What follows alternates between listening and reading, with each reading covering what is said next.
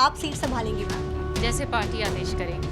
कांग्रेस ने काम किया ही क्या है? हुड्डा साहब के कार्यकाल में कितना भेदभाव किया गया हमारे तमाम भिवानी महेंद्रगढ़ क्षेत्र के साथ, और हिसाब तो लोग मांगेंगे हुड्डा साहब से। कांग्रेस पार्टी जमीनी रूप पे बिल्कुल खत्म हो चुकी है, ना तो इनके पास कोई संगठन है। कांग्रेस का बस एक जो आज के दिन रह चुकी है नीति हरियाणा के अंदर, मैं और मेरा बेटा विधानसभा लेवल में हरियाणा में 2 बारी बना चुके हैं सरकार।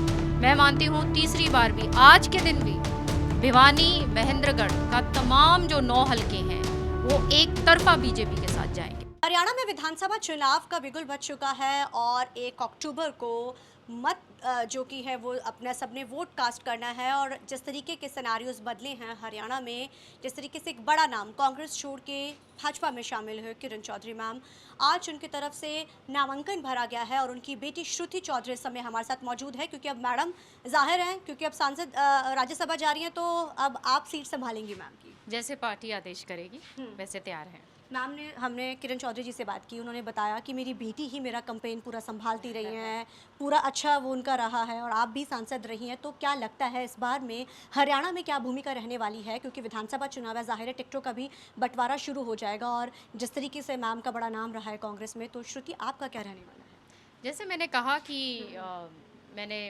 एमपी भी रही हूँ लोकसभा में, और जैसे पार्टी आदेश देगी और ज़मीन से जुड़े रहे हैं, और जब जब जिम्मेदारी जैसी भी रही है उसी तरीके से खूब आवाज़ उठाई, अपने क्षेत्र के लिए काम भी किया है, तो मैं मानती हूँ कि आशीर्वाद एक लंबे समय से लोगों ने भी बहुत मान सम्मान और आशीर्वाद दिया है।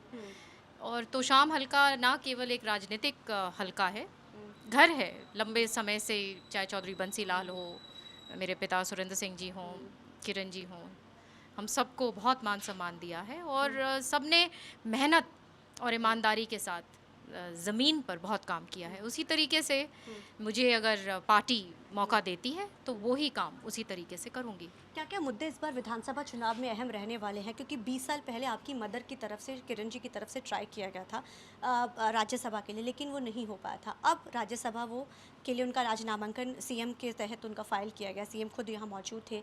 क्या लगता है आपको हरियाणा में इस बार किस तरीके के मुद्दे रहेंगे? क्योंकि अब पार्टी बदल चुकी है तो जाहिर है मुद्दे भी अलग होंगे। कौन कौन सी चीज़ों को उठाया जाए? कांग्रेस लगातार जो प्रचार कर रही है, हरियाणा जो है हिसाब मांगे हैं, दावा देखिए हर पार्टी ठोकती है। कांग्रेस ने काम किया ही क्या है?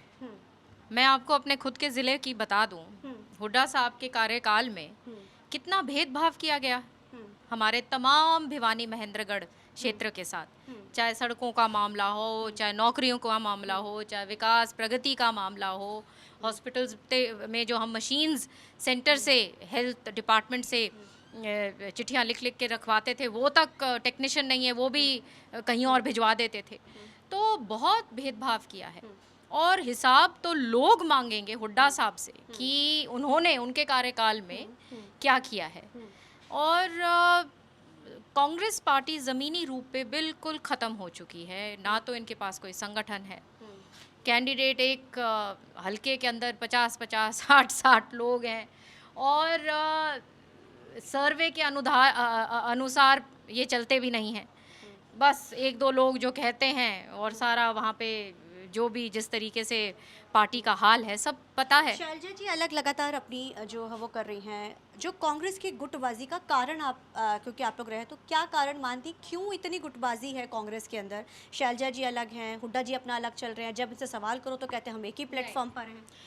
कांग्रेस की अब लंबी चौड़ी क्या बात करनी, कांग्रेस का बस एक जो आज के दिन रह चुकी है नीति हरियाणा के अंदर, मैं और मेरा बेटा, उसके आगे पीछे कोई कुछ कांग्रेस की सोच नहीं है।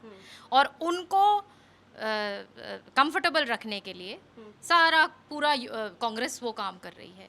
बीजेपी ज़मीन की पार्टी है, चाहे आप सेंटर में देख लीजिए, माननीय प्रधानमंत्री जी के नेतृत्व में तीसरी बार बीजेपी ने अपनी दर्ज विक्ट्री करी है। उसी तरीके से यहाँ पे विधानसभा लेवल में हरियाणा में 2 बारी बना चुके हैं सरकार। मैं मानती हूँ तीसरी बार भी, आज के दिन भी भिवानी महेंद्रगढ़ का तमाम जो 9 हलके हैं वो एक तरफा बीजेपी के साथ जाएंगे, आप देखिएगा। तो इस बार आप मुद्दे क्या क्या लेकर जाएंगी लोगों के बीच में? जय हम लोगों के बीच में रहे हैं और हमेशा काम किया है। वहाँ के लोग जानते हैं कि जो जिम्मेदारी हमारे ऊपर रही है उसको निभाया है। चाहे किसान की आवाज़ हो, चाहे गरीब की आवाज़ हो, चाहे कोई भी वहाँ की जो समस्या है उस पे आवाज़ भी उठाई है और काम भी लगातार किया है। तो क्या शैलजा जी आने वाले दिनों में भाजपा में आ सकती हैं? लगता है जो इस समय जो सिनेरियोज बने हुए हैं। वो सीनियर लीडर हैं, आप उनसे पूछिए, उनके ऊपर मेरा टिप्पणी देना सही नहीं थैंक यू होगा। So much, thank you. तो ये थे हमारे साथ बात करने के लिए श्रुति चौधरी, कैमरामैन अजेंद्र के साथ चंडीगढ़ से TV9 के लिए अमनप्रीत कौर।